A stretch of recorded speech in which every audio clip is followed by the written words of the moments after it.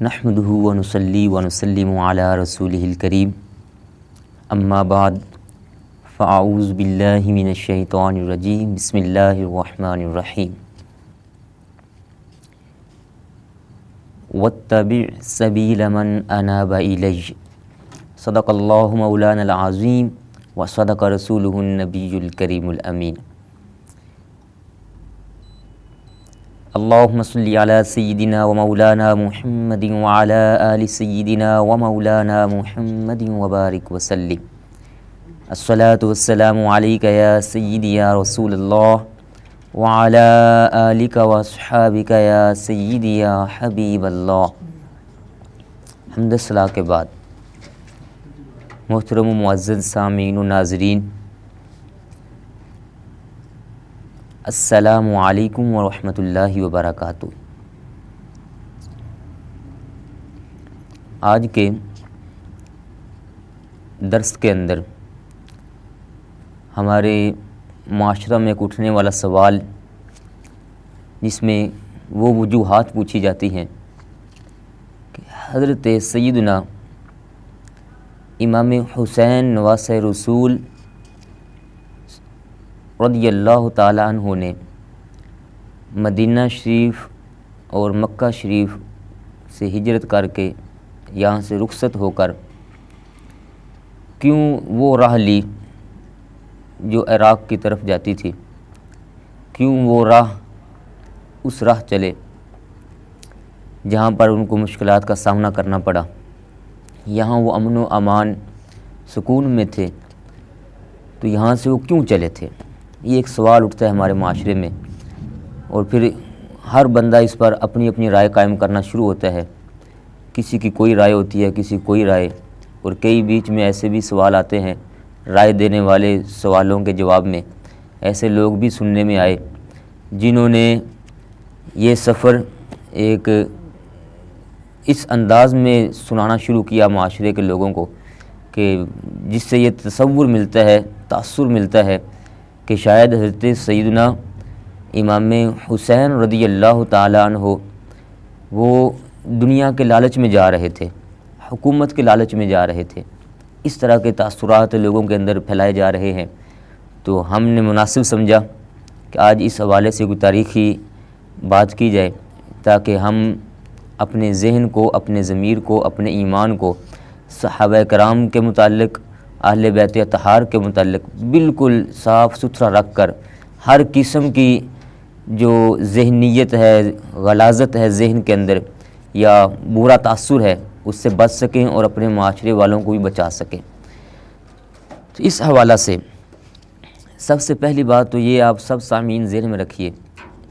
60 ہجری کا وقت آیا، حضرت سیدنا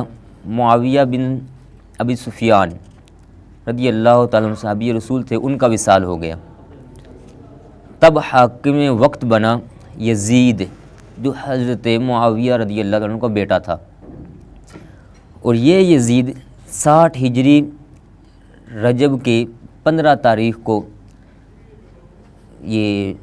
تخت پر بیٹھا اور حاکم بنا۔ سب سے پہلا جو اس نے کام کیا تھا وہ یہی کہ اس نے مختلف لوگوں سے مشورہ کر کے تو ایک خط لکھا تھا مدینہ شریف کے گورنر کے نام، اور اس خط کے اندر اس نے یہ کہا تھا، اس خط کے الفاظ یہ تھے کہ حضرت سیدنا امام حسین رضی اللہ تعالیٰ عنہ، حضرت سیدنا امام عبداللہ ابن زبیر رضی اللہ تعالیٰ عنہما، اور حضرت سیدنا عبداللہ ابن عمر رضی اللہ تعالیٰ عنہما، ان 3 شخصیات کا نام لکھ کر اس نے کہا کہ ان کو بیعت کے لیے سختی سے پکڑ لو، ان سے میرے حق میں بیعت لو، اور یہ بیعت کرنے کے معاملے میں، ان سے بیعت لینے کے معاملے میں کسی قسم کی نرمی مت برتنا۔ اور جس کو یہ خط بھیجا گیا تھا اس کا نام تھا ولید بن عتبہ، ان کے نام یہ، وہ اس وقت مدینہ شریف کے گورنر تھے، ان کو اس نے یہ خط بھیجا۔ اب جب وہ خط پہنچا تو اس نے رات کے ٹائم ولید بن عتبہ نے رات کے ٹائم حضرت سیدنا امام حسین اور حضرت سیدنا عبداللہ ابن زبیر رضی اللہ تعالیٰ عنہ کو رات کے ٹائم بلوایا۔ پھر جو بات ہوئی میں وہ عرض کرتا ہوں۔ اس سے پہلے، اس بات سے پہلے آپ یہ ذہن میں رکھ لیجئے کہ یہ جو خط بھیجنے والا یزید تھا، جو حضرت معاویہ رضی اللہ تعالیٰ عنہ کا بیٹا تھا، اس یزید کی کیفیت کیا تھی؟ یہ کس طرح کا بندہ تھا؟ اس کے اعمال کس طرح کے تھے؟ کیا یہ اس لائق تھا کہ اس کے ہاتھ پر حضرت سیدنا امام حسین رضی اللہ تعالیٰ عنہ، جو جنتی نوجوانوں کے سردار ہیں، جن کو گھرانہ رسالت کے اندر تربیت ملی ہے، پیارے نبی کریم رؤوف الرحیم امام الانبیاء صلی اللہ علیہ وآلہ وسلم کی پیاری بیٹی حضرت سیدہ فاطمہ الزہرا رضی اللہ عنہ کے بیٹے ہیں، کیا یہ اس لائق تھا یزید کہ اس کے ہاتھ پر ایسی شخصیت بیعت کر لیتی؟ تو اس والے سے پہلے یہ 2-4 باتیں ضروری میں سمجھتا ہوں کہ ہم اپنے ذہنوں میں پکی فرما لیں، انشاءاللہ تعالیٰ واقعی مسئلے کو سمجھنا آسان ہو جائے گا۔ یزید کے متعلق مورخین نے جو شواہد دیے ہیں، جو باتیں لکھی ہیں، ان میں بڑے مشہور تاریخ لکھنے والے ابن کثیر، ان کی کتاب البدایہ والنہایہ، اس کے اندر جلد نمبر 4 صفحہ نمبر 223 پر، اور اردو جو چھپی ہوئی ہے اس کا جلد نمبر 8 ہے، اور صفحہ نمبر اس کا بھی 223 ہے، وہاں انہوں نے یہ یزید کے حالات لکھے ہیں، جن میں یہ لکھتے ہیں کہ یزید جو مشہور ہے، جس نے حضرت امام حسین رضی اللہ تعالیٰ عنہ کو شہید کروایا تھا، اس کے متعلق لکھا، یزید آلات لہو و لعب میں بڑا ہی منہمک رہا کرتا تھا، اور شراب پینا، گانا باجا کرنا، گانے سننا، شکار کھیلنا، بے ریش امرد لڑکوں کے ساتھ اٹھنا بیٹھنا اور ان کو اپنے ساتھ رکھنا، کتے رکھنا اور سینگوں والے دمبے، ان کو آپس میں لڑائی کروانا، ریچھ اور بندروں کی لڑائی کروانا، کوئی ایسا دن خالی نہ ہوتا تھا جس دن اس نے شراب نہ پی ہو،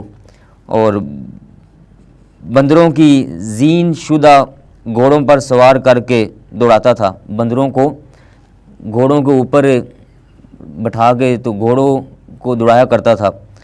اور اس کے ساتھ گھوڑوں کی آپس میں دوڑ کروانا۔ اور ایک روایت میں یہ بھی کہا گیا کہ اس کے ہاں جب کوئی بندر مر جاتا تھا تو اس کو بڑا ہی صدمہ ہوتا تھا بندر مرنے پر، صرف اس وجہ سے کیونکہ اس نے ان کو پالا ہوتا تھا اپنے پاس۔ اور ساتھ ایک روایت میں یہ بھی ذکر ملتا ہے، اس کو بھی امام ابن کثیر نے روایت کیا ہے کہ یزید کے مرنے کا سبب بھی ایک بندر ہی بنا تھا، یہ اس کو اپنے اوپر اٹھائے ہوئے تھا، اچھالتا تھا اس کو بلندی کی طرف، اور اچھال کر اس کو کیچ کرتا تھا، ایسے ہی اس کو اچھال رہا تھا کہ اس نے اس کو کاٹ لیا، پھر یہ مر گیا، فوت ہو گیا۔ کچھ اور بھی روایات آتی ہیں اس کی موت کے اسباب کے بارے، ان میں سے ایک روایت یہ بھی ہے۔ پھر اس یزید کے بارے میں مورخین نے لکھا ہے، اسے مستدرک حاکم کے اندر امام حاکم علیہ رحمہ جو بڑے جید قسم کے محدث ہیں، انہوں نے لکھا جلد نمبر 3 صفحہ نمبر 599 پر، اور حدیث مبارکہ نمبر ہے 522۔ آپ نے اس میں لکھا، حضرت سیدنا معقل بن سنان رضی اللہ تعالیٰ عنہ بڑے جید قسم کے صحابی ہیں، انہوں نے بھی یزید کی بیعت کرنے سے انکار کیا ہوا تھا۔ ان سے بعد میں سوال لیا گیا کہ آپ نے یزید سے بغاوت کیوں کی تھی، کیوں آپ نے اس کی بیعت نہ کی؟ تو آپ نے اس کو سوال کرنے والے کو ارشاد فرمایا، انی خرجت کرہن لبیت ھذا الرجل وقد کان من القضاء والقدر خروجی الیہ ہوا رجل یشرب الخمر ویزنی بالحرم ثم نال منہ وذکر خصالا کانت فیہ۔ فرمایا اس بندے کے ہاتھ پر کیسے بیعت ہم کر لیتے، جو بندہ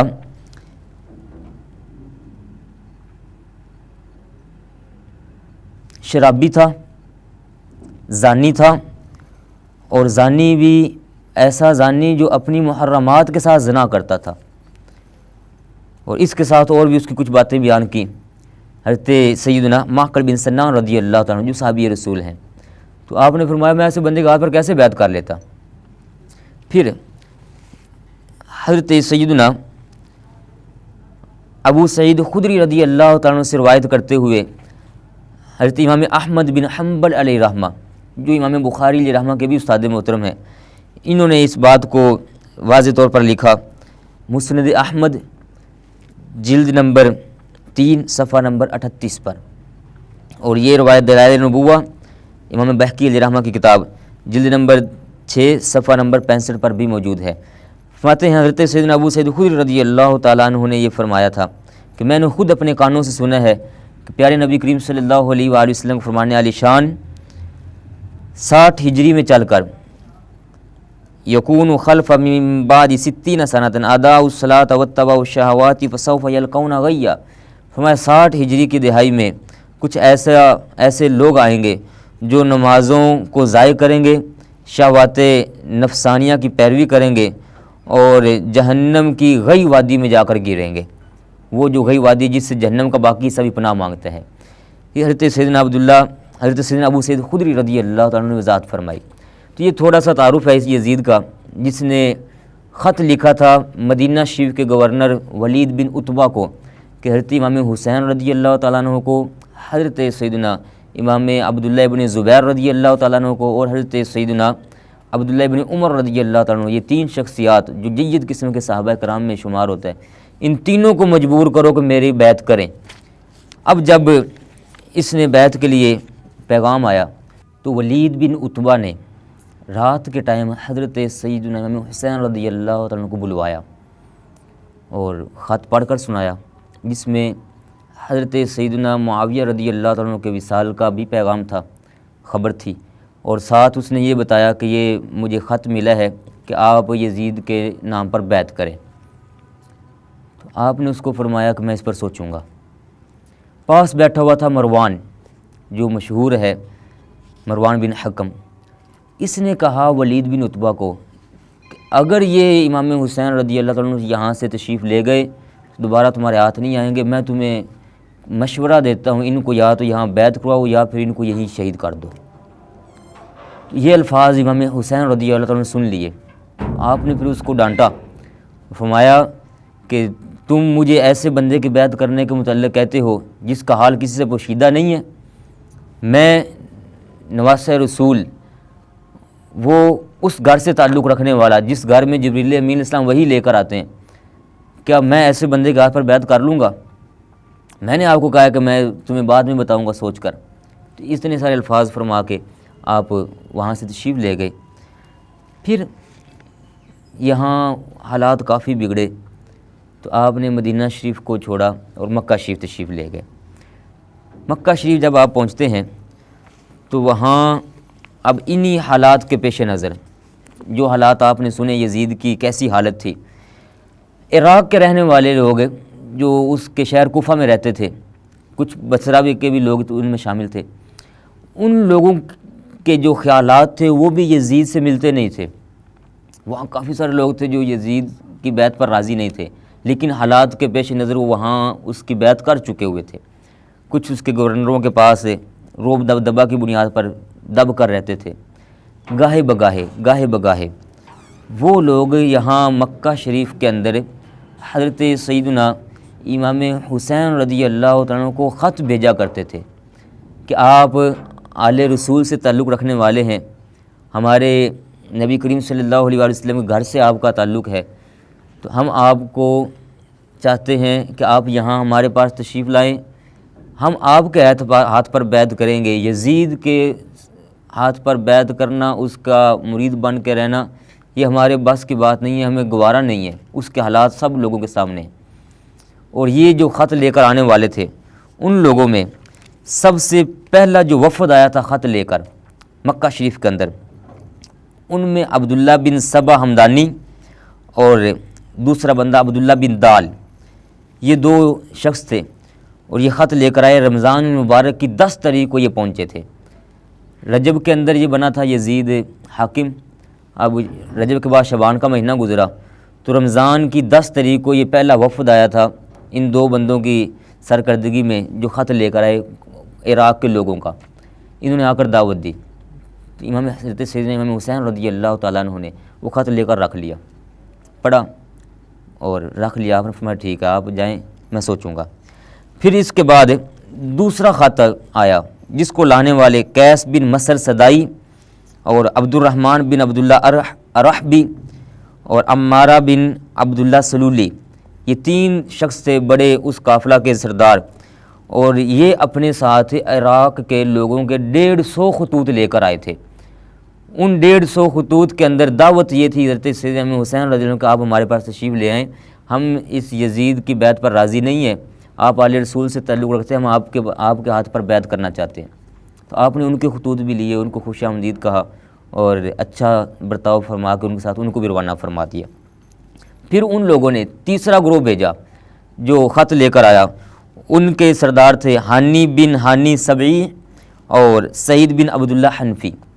یہ بڑے اس آنے والے قافلے کے سردار تھے، اور انہوں نے بھی پھر خطوط آپ کو پیش کیے۔ تو آپ نے ان کے خطوط بھی پڑھے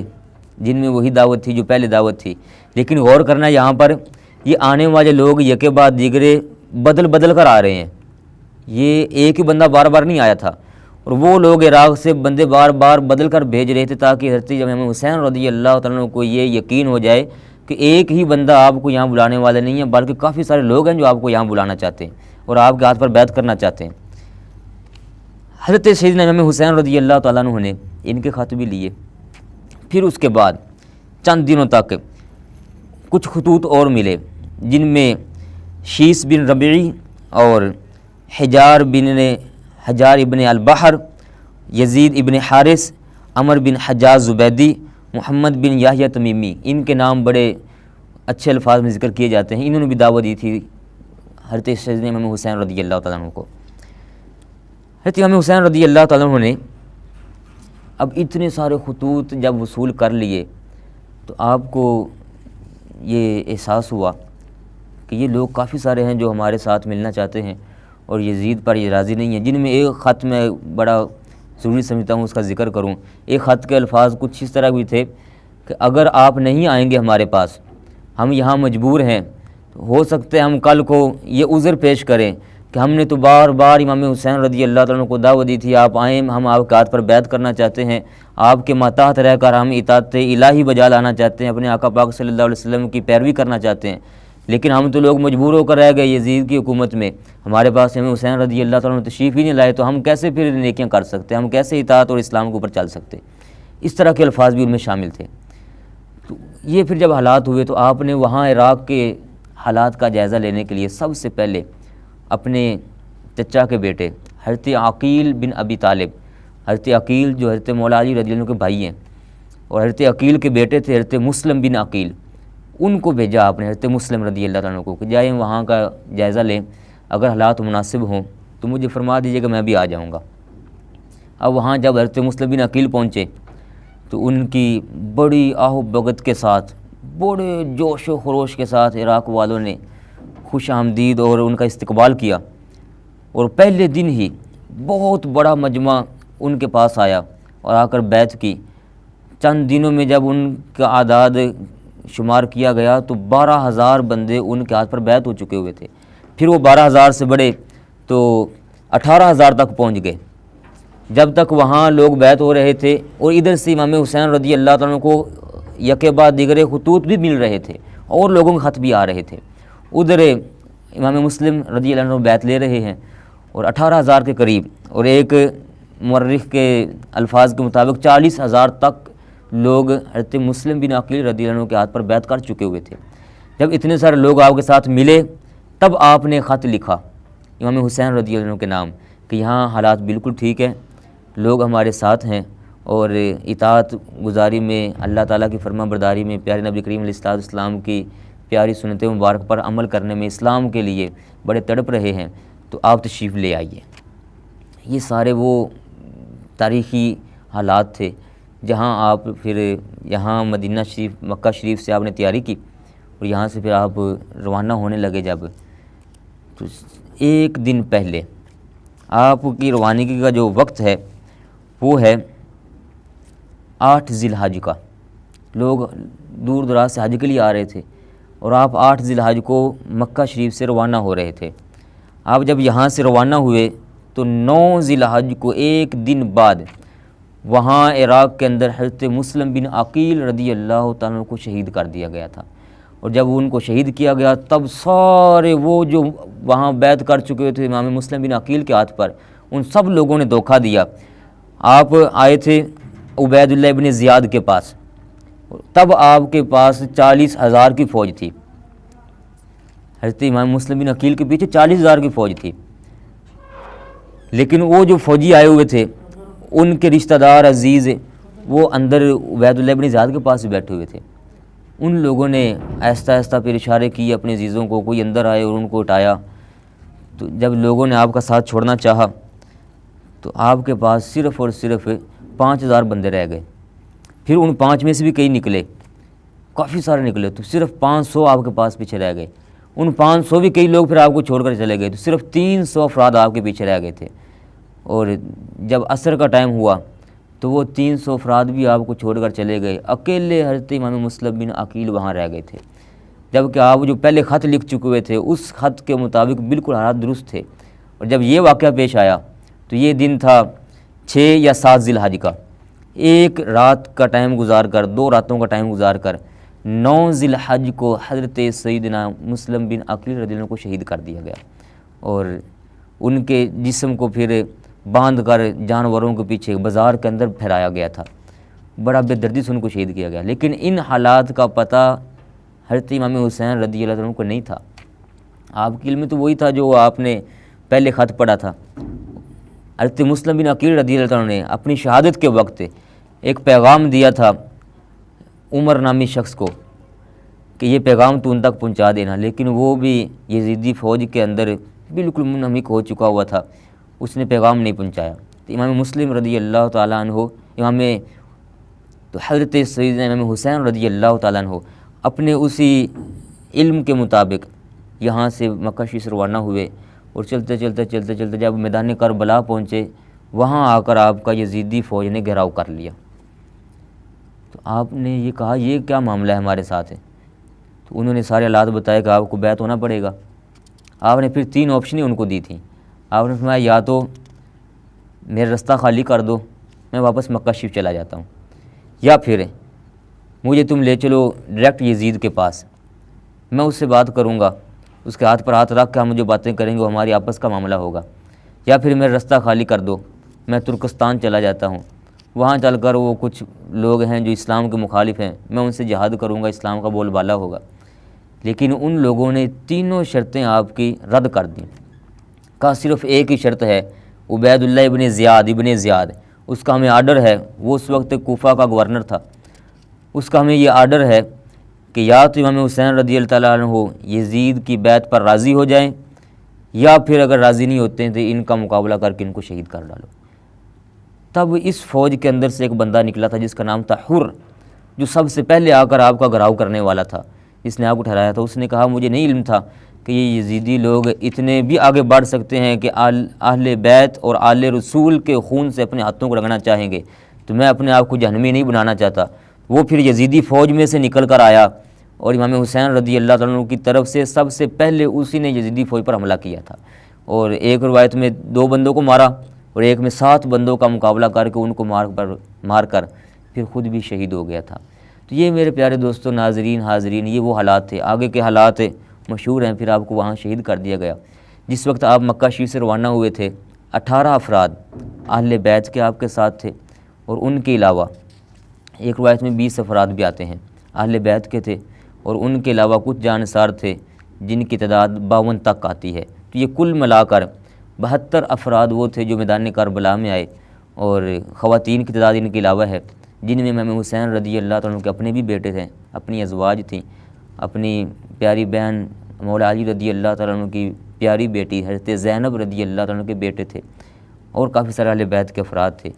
تو ان کو وہاں پھر میدان کربلا میں شہید کیا گیا۔ مین جو وجہ بنی تھی وہ تھی مکہ شریف چھوڑنے کی، جو مین وجہ بنی وہ ان عراقیوں کے خطوط، ان کی وفاداری کے پیغامات، اور پھر ان کا ادھر دنیا کے لالچ میں آ کر، اپنے رشتہ داروں کے لالچ میں آ کر دھوکہ دینا اور اپنے عہد سے پھر جانا، امام حسین رضی اللہ تعالیٰ عنہ خطوط کو پیش نظر رکھتے ہوئے اسلام کی خاطر وہاں سے روانہ ہوئے تھے، لیکن ان لوگوں نے بڑا زبردست قسم کا تاریخ کے اندر ایسا دھوکہ کہیں نہیں ملتا جیسا ان لوگوں نے دھوکہ دیا، اور اہل بیت کو پھر وہاں شہید کروا دیا گیا۔ ان میں یہاں میں ایک آپ کو قابل ذکر بات وہ کر دوں، سیم یہ وہ انداز ہے جو انداز حضرت سیدنا موسیٰ علیہ السلام کے ساتھ اپنایا گیا تھا۔ جس وقت موسیٰ علیہ السلام کے ساتھ مقابلہ ہوا تھا جادوگروں کا، قرآن عظیم 11ویں پارے کے اندر بڑا تفصیل سے اس کا ذکر ہے، جادوگروں کا مقابلہ ہوا، حضرت سیدنا موسیٰ علیہ السلام نے جادوگروں پر فتح حاصل کر لی۔ پھر اللہ تعالیٰ ارشاد فرماتا ہے فما آمن لموسیٰ الا ذریۃ من قومہ علی خوف من فرعون وملئہ۔ اللہ تعالیٰ فرماتا ہے حضرت موسیٰ علیہ السلام پر وہ لوگ ایمان نہ لائے، حالانکہ اپنی آنکھوں سے دیکھ لیا حضرت موسیٰ علیہ السلام سچے نبی ہیں، معجزات دکھانے والے ہیں، اللہ تعالیٰ کے رسول ہیں، لیکن پھر بھی ایمان نہ لائے۔ کیوں نہ لائے؟ علی خوف من فرعون، فرعون سے ڈر گئے، وملئہ، اور فرعون کی جماعت سے ڈر گئے، فرعون کے فوجیوں سے ڈر کر حضرت موسیٰ علیہ السلام پر ایمان نہ لائے اور پیچھے ہٹ گئے، حضرت موسیٰ علیہ السلام کو وہاں اکیلا میدان میں چھوڑ دیا۔ سیم اسی طرح کا یہاں پر یہ حال ہوا، حضرت مسلم بن عقیل رضی اللہ تعالیٰ عنہ کو یہ سارے اکیلا چھوڑ کے چلے گئے، یزید کے ڈر سے، یزیدی فوج کے ڈر سے، اور عبید اللہ ابن زیاد کے خوف سے، اس فوج کے خوف سے، اپنی رشتہ داری کو نبھانے کے لیے واپس سے ہٹ گئے، پیچھے ہٹ گئے، حضرت مسلم بن عقیل اکیلے رہ گئے۔ اور امام حسین رضی اللہ تعالیٰ عنہ اسی تمنا پر کہ لوگوں نے مجھے خطوط لکھے ہیں، اور یہاں میدان معاشرے میں، میدان کربلا میں پہنچ کر، اور یہاں میدان کربلا میں پہنچ کر حضرت سیدنا امام حسین رضی اللہ تعالیٰ عنہ نے 2 توڑے